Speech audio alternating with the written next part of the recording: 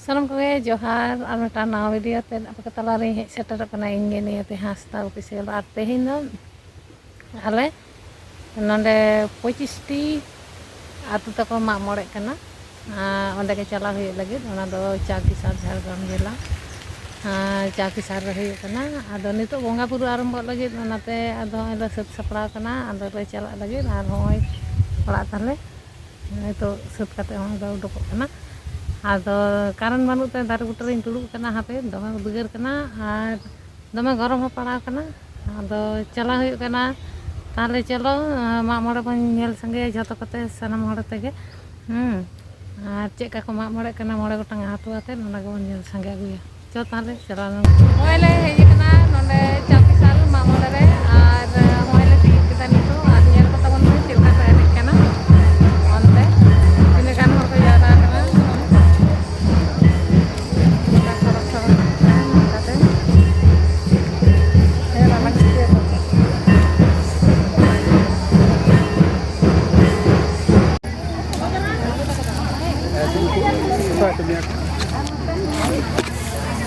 Oh, penalti aja. Aja ठीक है क्या बोलता है? कोरोना के मिले? Salam kowe Johar ar Salam kowe Johar official channel pata kana sarnam kowe sagun dara ar tehin dala dala te hoi kana noa Jhargram jela rena noa Chakisar hei hoi kana nonde jaha 52 atu mile ko iye kana mak more kana আর নোয়া মা মরে নই next গে প্রথম আর অন্ডানি পারগানা বাবা সালাগে মিদবার কথা বন আঞ্জমা যে চিদা নোয়া মা মরে নঙ্কা কো হঠাৎ নডা হুয়ুগ কানা ওনা নিয়ে গে নই পারগানা বাবা সালা বন রপড়া তাহলে জোহার গে আর ওকারে আতু দিসম আর মানে আতু দো ওকারে নডে মা হেগে আতু দো ওকারে আর নিতুম ini nyutum do huyuk kana Dilleswar Beska. Ado Jhargram jela na mana Bharat Jakat Majhi Pargana Mohol na Jhargram jela. আচ্ছা Dari Bhatmuluk dari remena lite pidna no Chakisar jaga. আচ্ছা আর কাতে জোরতে লইলে খান কাতে আঞ্জমা mana kata ya bako anjom nyam awal dosok ko arki Hoi noa do huyuk kana Bharat Jakat Majhi Pargana Mohol rena Jhargram jela Bhatmuluk na lite pid rena noa do jaga. আচ্ছা আদো ইনি মেনদা আপে হই যে 52 টি আতো মেসা কাতে পে নন্ডে পে mak more pe ইয়েদা নোয়া দো চিলকা কাতে পে আপে পে ডিসিশন কেদা যে নন্ডে বন নঙ্কা বন বঙ্গা বলেয়া যে মানে পে ইনিয়া Hoi. Mitang খুব bhage kukli kana. Abo jumi no na jayga do huyuk kana Jaher Gat. আচ্ছা Jahan do nore inya jaha pid menak tinya nore do moregel bar gotang manjhi menak kutinya na. Nuku moregel bar gotang manjhi ko motamot lekha tege je byapar te kana node mitang kami hora bon sabana. আচ্ছা Atu orak kore ma protteke nongka bon mak more mak ana. more হ্যাঁ তাহলে তো আবো যাহা যে জুমিদ কানা বন কানা বং হ্যাঁ নোয়া লেখাতে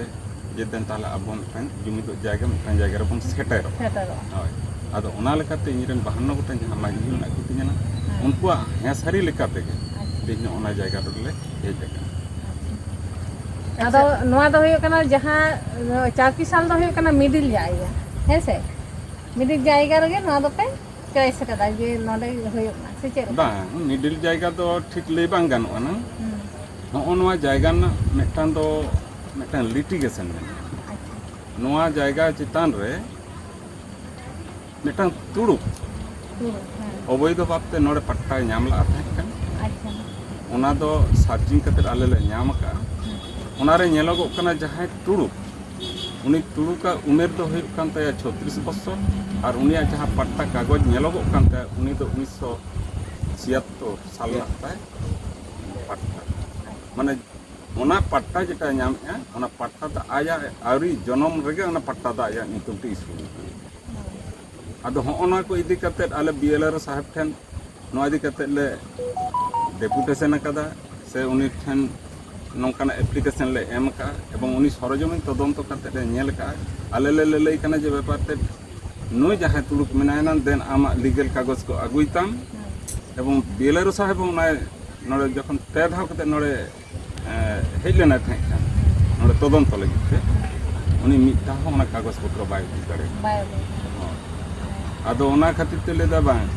आले नोआ करे मा एकेन सांताड़ अतु कान नोआ धारे पासे रे बहु सांताड़ अतु मेना ना मेनखान उनी तुड़ुका ओड़ा दो नोड़े दो बांग कान ते उनिया तुड़ुका ओड़ा दो हेकना रामगढ़ रे आदो नून संगिज रे नोआ धारे पासे रे सांताड़ को आदो नुकु दो पट्टा बाको ᱧᱟᱢᱟ ना आर हानि तुड़ुक दो ᱧᱟᱢᱟ आदो ओना खातिर ते नुकु मांझी बाबा को लेदा बांग आबो नुना बोन ताहेना आबो बोन हुयुग कना नोआ रे आदि बुनियादी हो आबो बागी कते चिके लेकाते नुई एटा जति हदो ᱧᱟᱢᱟ अवश्य ओना दो होय गया जेमन आको जहाँ रगे देखो तो मंदिर को बना लखन आको जायगा होय ना अब उनका जाहिर गाड़ जुदी बन बना ताला अब जायगा बन घना दाड़े ना तो जुमी दो आबो संताल ये जुमी कते बन ताहे दाड़े होय होय अदो होय जे तेहेना बंगा बुरु होयना तो नोआ दो खान तीना अतु बेन लेकेदा इये माने 52 गोटा अदो 52 टी अतु मध्य रे दो माने नायके बाबा दो ना मेटांग से मेटांग तले ना और माझी हो मेटांग माझी तो भारत जगत माझी पारगना महल रेना तो नुकु तो पारगना बाबा को ताहेना ना अच्छा अच्छा आदो नोंडे ना बंगा बुरु इदि कते तो अब बंगा बुरु नि जेटा धीरी बन मेते न नायके बाबा के होय होय होय पूजे पसाया पूजे पसे होय अच्छा नायके बाबा तो तालो कान नायके बाबा आ जहां ओय बन दुड़ुब कान दो ओना द नायके बाबा जायगा के अच्छा नोंडे सेदाय आज दादू तेको अच्छा आज ठकू तेको नोआ जायगा को आको कोड़ा दुवल आता आदो उनमा बीर बुरु ताहे का दमे के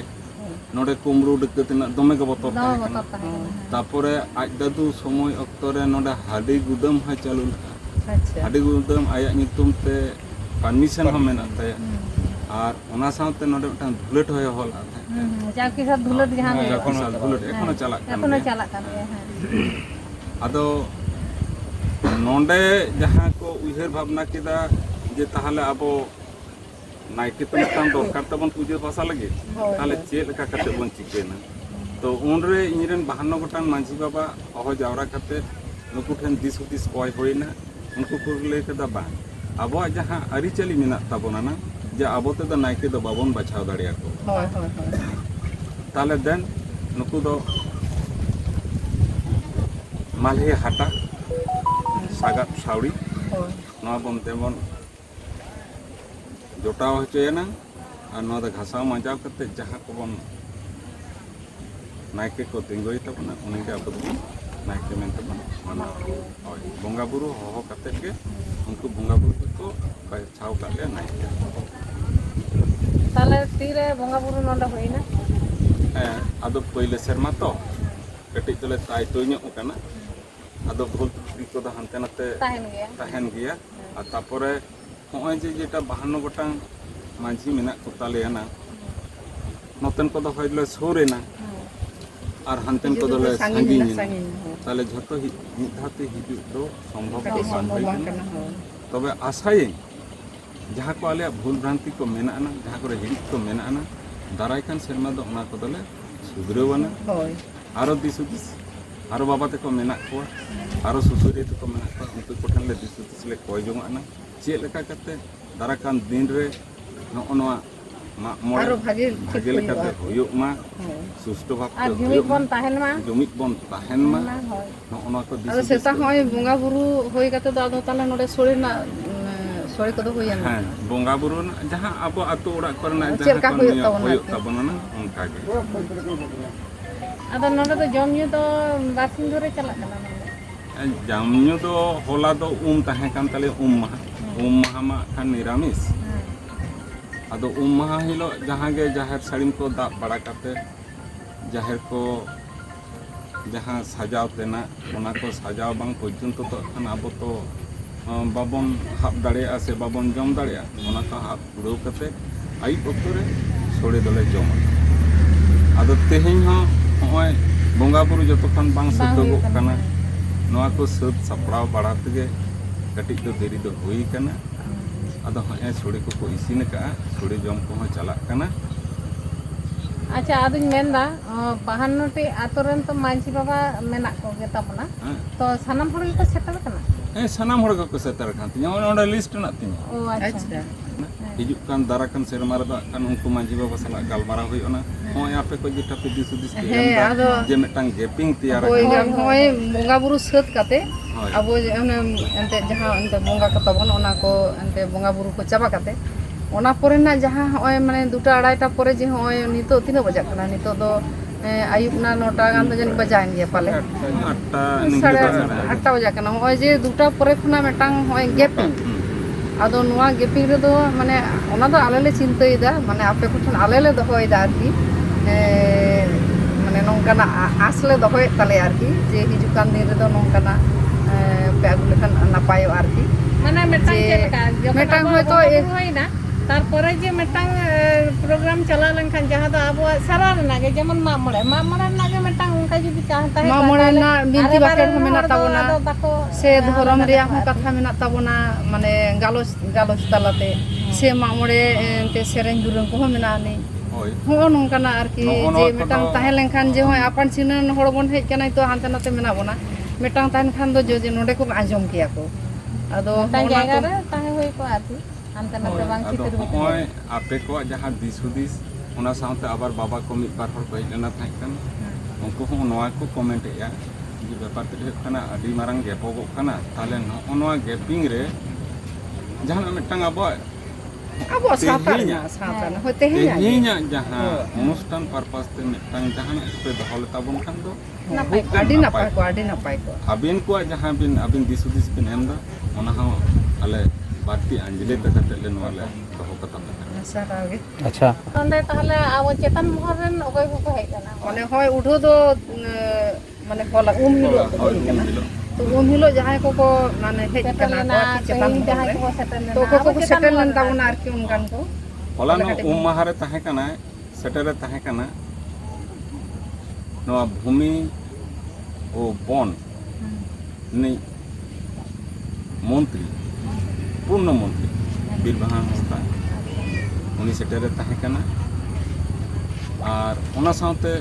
समाज सुसरिया को सेटर को ताहे कना और उनी के खान नोआ प्राक्तन मिटंग मंत्री है ताहे कना चुनीवाला हस्ता विधायिक ताहे कना चुनीवाला हस्ता उनी सेटरे ताहे कना ओना साउते सेटरे ताहे कना सालबोनी विधानसभा विधायक मिटंग मंत्री हो माननीय श्रीकांत महातो होलाना दिन रे तेहेኛ दिन रे सेटर को ताहे कना झाड़ग्राम जिला भारत देखत माझी परगना महलने परगना बाबा मनोतान भांगा हंसदा साउते सिलद मुलुक रेन मित बार परगना बाबा को भोज मुलुक रेन परगना बाबा सेटर ताहे कना नोते सारगा मुलुक ने परगना बाबा सेटर ताहे कना ओना साउते हाट मुलुक तारी रे गेल गोटांग जहां पीड़ मेना कोआ ओना पीड़ तारी रेन जहां परगना बाबा उनको सेटर को ताहे उनको हम मित बार कथा को लई हटो कदा जे बांग लिटा पीड़ जहां कामी के दो नोआ दो एकमात्र मुलुक पाटा खान के नोआ दो संभव हो दाड़े किंतु पीड़ जे नोआ है दाड़े आ नोआ दो नोआ लिटा पीड़ जे नोआ दो हर धारे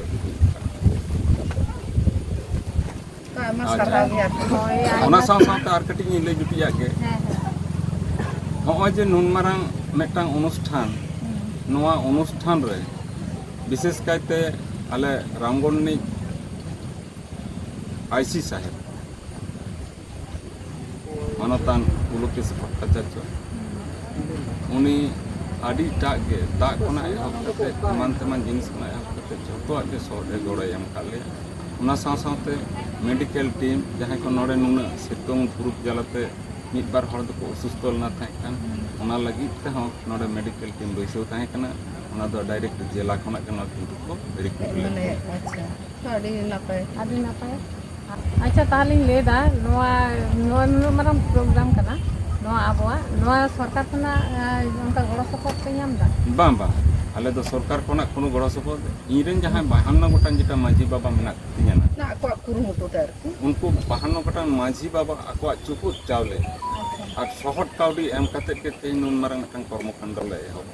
ᱦᱮᱸ ᱢᱟᱱᱮ ᱥᱟᱱᱛᱟᱲᱟᱜ ᱫᱤᱥᱚᱢ ᱞᱮᱠᱟᱛᱮ ᱢᱟᱱᱮ ᱱᱚᱣᱟ ᱫᱚ ᱚᱠᱟᱴᱟᱜ ᱱᱚᱣᱟ ᱫᱚ ᱦᱟᱴ ᱫᱤᱥᱚᱢ ᱠᱟᱱ ᱛᱟᱵᱚᱱᱟ ᱵᱷᱟᱴ ᱫᱤᱥᱚᱢ ᱠᱷᱚᱱᱟᱜ ᱟᱯᱮ ᱟᱫᱚ ᱥᱟᱭ ᱥᱟᱭ ᱢᱟᱱᱮ ᱥᱟᱨᱟᱣ ᱥᱟᱞᱟᱜ ᱛᱮ ᱡᱚᱦᱟᱨ ᱛᱟᱦᱮᱸᱭᱮᱱᱟ